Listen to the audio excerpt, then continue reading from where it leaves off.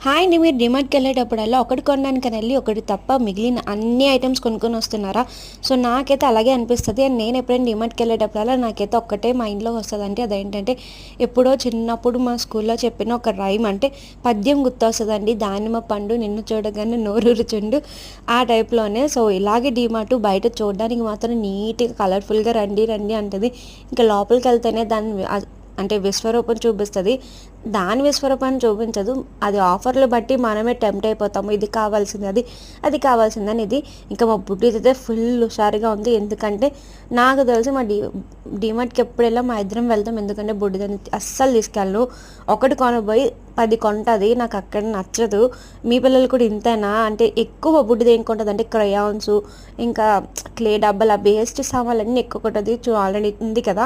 ఇంక మొత్తం మా ఆయనైతే బ్యాగ్ నిండా నింపేశారు. ఇంక వీడియో నచ్చితే లైక్ చేయండి, షేర్ చేయండి, కామెంట్ చేయండి, సబ్స్క్రైబ్ చేయడం మర్చిపోకండి. Bye bye.